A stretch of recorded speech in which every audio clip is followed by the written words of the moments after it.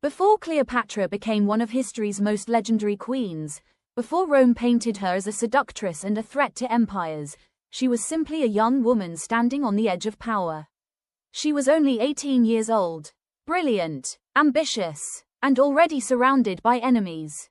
Cleopatra was born into the powerful Ptolemaic dynasty, the royal family that ruled Egypt. But here's the first twist. Cleopatra wasn't Egyptian by blood.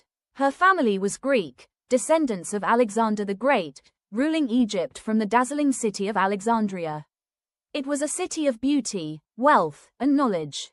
But beneath all that splendor, danger was waiting. Unlike many rulers before her, Cleopatra wanted more than a title. She studied politics, philosophy, and languages, even learning to speak Egyptian, something many in her own family never bothered to do. She understood something many leaders learn too late. A crown means nothing if you cannot protect it. And soon, she would have to. Because in Cleopatra's family, power mattered more than love. The Ptolemies were known for betrayal, ruthless ambition, and marrying their own siblings to preserve the royal bloodline.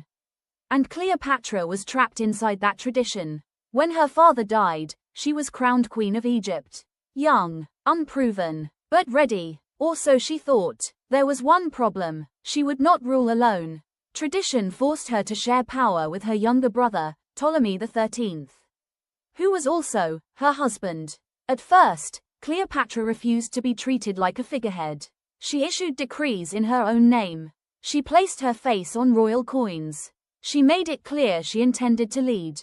But that confidence made her dangerous. Not just to her brother, but to the powerful men whispering in his ear. Behind palace walls, secret meetings were held. Plans were made, and slowly, Cleopatra's enemies began closing in. Her authority was challenged, her support disappeared, and before long, the Queen of Egypt was forced from her own kingdom. Exiled. For many rulers, that would have been the end. But Cleopatra was not preparing to surrender. She was preparing her return. Because if Egypt would not give her back her throne, she would find someone powerful enough to help her take it. A Roman general, a man whose name already shook the world. Julius Caesar. And Cleopatra was about to make the boldest gamble of her life. One meeting, one chance, one move that would change history forever. Exiled from her own kingdom, Cleopatra had every reason to disappear. She had lost her throne, her palace, her power, and yet, she refused to accept defeat. Because Cleopatra was not planning an escape, she was planning a return. And to reclaim Egypt, she needed something stronger than an army. She needed Rome. At the center of Rome stood one man, a general whose name carried the weight of an empire. Julius Caesar. When Caesar arrived in Egypt, Cleopatra saw her opening. But there was one problem. She could not simply walk into the palace. Her enemies were everywhere, watching, waiting, ready to kill her before she ever reached him. So Cleopatra made a decision so bold, history still talks about it. Under the cover of night, she had herself smuggled into Caesar's chambers. Hidden inside a rolled carpet. Imagine the moment, Caesar expecting another political meeting. And instead, a queen unfolding before him. Not afraid, not desperate, not begging for mercy. She came offering something far more dangerous. An alliance. And Caesar listened, not because of her beauty. That is the version history loves to repeat. But beauty does not move men like Caesar. Power does, intelligence does, courage does, and Cleopatra had all three. What happened next changed everything. With Caesar at her side, Cleopatra moved quickly. Egypt erupted into war. Her brother, Ptolemy XIII, fought desperately to keep the throne. But this time, Cleopatra had Rome behind her. And Rome rarely lost. Soon, the fighting ended. Her enemies fell, and Cleopatra reclaimed what had been taken from her. Her throne, her crown, her kingdom. But somewhere between politics and survival, something shifted. The alliance became personal. Cleopatra and Caesar became more than allies. And before long, she gave birth to a son. Caesarion. To the world, he was simply a child. To Cleopatra, he was proof. Proof that her bloodline might survive. Proof that Egypt might remain powerful. Proof that her gamble had worked. For a brief moment, Everything seemed perfect. She had her throne, she had Caesar, she had a future. But power never rests quietly. Across the sea, in Rome, shadows were already gathering. Whispers filled the Senate. Eyes watched Caesar, hands prepared for betrayal. And soon, the most powerful man in the world would fall, leaving Cleopatra vulnerable once again. But history was not finished with her, because another Roman was about to step into her story. And this next chapter would become even more dangerous. For a brief moment, Cleopatra had everything: her throne, her power, and the protection of the most powerful man in the world. Then, everything changed. A message arrived from Rome. Julius Caesar was dead, assassinated, stabbed in the Senate by the very men who once stood beside him. And with his death, Cleopatra's world began to shake. Because Caesar had not just been her ally, he had been her shield. Without him, Egypt suddenly felt exposed. And so did her son, Caesarion, the child she believed carried the future of both Egypt and Rome. Now, every threat felt closer. Every whisper felt dangerous. Every Roman ambition could become her downfall. But Cleopatra had survived too much to panic. If Rome was changing, she would adapt. And soon, another Roman emerged. Powerful, unpredictable, a warrior with a taste for glory and excess. Mark Antony, one of the most feared men in Rome. And now, one of the most important. Antony summoned Cleopatra to meet him, not as an equal, but as a queen expected to explain herself, to defend her loyalty, to prove that Egypt was still useful. But Cleopatra did not arrive like someone being questioned. She arrived like a legend. Her ship glided across the Nile like a moving palace. Golden sails, perfumed air, silver oars cutting through the water, music floating into the night. She wasn't simply meeting Mark Antony. She was making sure he would never forget her. And he didn't. When they finally stood face to face, the tension was immediate. Power recognizing power. Two people who understood ambition. Two people who knew how to command a room. What began as politics quickly became something else. Something far more dangerous. Antony stepped into Cleopatra's world. Her palace, her luxury, her influence. And slowly, he stopped resisting it.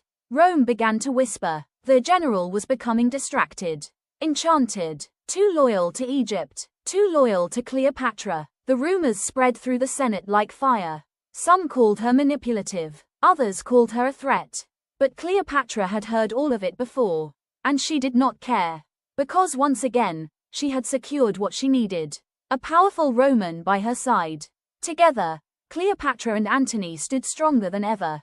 United, confident, untouchable, or so they believed. Because far away in Rome, another man was watching. Silent, patient, calculating. His name was Octavian, and while Antony was falling deeper into Cleopatra's world, Octavian was preparing for war. And soon, Cleopatra would face the most dangerous enemy of her life. For a while, Cleopatra and Mark Antony had everything: power, wealth, influence. Together, they looked unstoppable. The Queen of Egypt and Rome's most powerful general, living like history's most dangerous power couple. Untouchable, or so they thought. Because far away in Rome someone was watching, waiting, calculating. His name was Octavian, young, cold, patient, and far more dangerous than either of them realized. Octavian understood something Cleopatra and Antony had forgotten.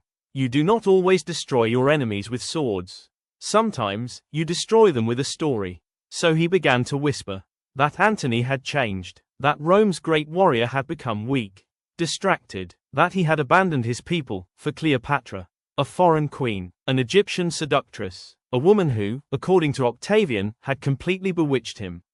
And Rome believed it. The whispers spread, the anger grew. Soon, Cleopatra was no longer just Egypt's queen. She had become Rome's enemy. And Antony, he was forced to choose Rome or Cleopatra. He chose Cleopatra, and with that, war became inevitable. Together, they prepared for battle. Ships were built, soldiers assembled, strategies were drawn across palace tables. Everything they had built, everything they had protected, would now be decided at sea. The Battle of Actium, the battle that would change everything. At first, there was still hope. Their fleet was strong, their armies were ready, victory still seemed possible. Then, everything fell apart. In the middle of battle, Cleopatra's ships turned and began to retreat. Why? Fear, panic, a secret plan, no one knows for certain. But Mark Antony saw her leaving, and in one devastating moment, he made his choice. He followed her, he abandoned the battle, he abandoned his men, and just like that, they lost. Octavian had won, Rome celebrated, Egypt trembled, and Cleopatra knew exactly what was coming. Octavian was marching toward Egypt. Not for peace, not for mercy, he was coming for her throne, her power, her children, her legacy, and for the first time in years, Cleopatra stood alone, watching everything she had built begin to collapse. Everything was falling apart. Octavian was coming, his armies were closing in, and Cleopatra knew the truth. This was no longer a fight for victory. It was a fight for dignity, for survival, for legacy. And then, the first devastating blow arrived. Mark Antony was told Cleopatra was dead, gone, lost, and when he heard it, he broke. The great Roman general, the man who had conquered armies, could not survive the thought of losing her. In despair, he turned his sword on himself.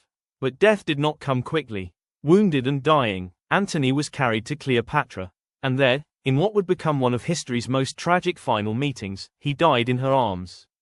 Just like that, her greatest ally was gone. Her lover, her protector, her last shield against Rome. And now, Cleopatra was alone. Soon, Octavian entered Egypt. Victorious, calm, already deciding what would happen to her. Cleopatra understood exactly what he wanted. He wanted to parade her through Rome, to display her as a trophy, a defeated queen, a warning, a spectacle. And Cleopatra, she refused. She had spent her entire life controlling her own image, her own story. She would not let Octavian write the ending. So she made one final decision, one final act of power, one final act of defiance. Legend says she chose death by asp, a venomous Egyptian snake, a symbol of royalty, a symbol of Egypt itself. Others say poison. History is still uncertain, but one thing is clear. Cleopatra chose her own ending. She died as she had lived, on her own terms, and with her death, an era ended. Egypt fell into Roman hands. The Ptolemaic dynasty was over, and the last true pharaoh was gone.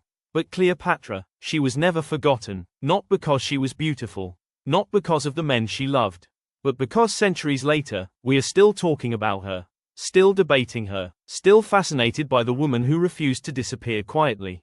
Queen, strategist, survivor, legend, and perhaps, that was her greatest victory of all.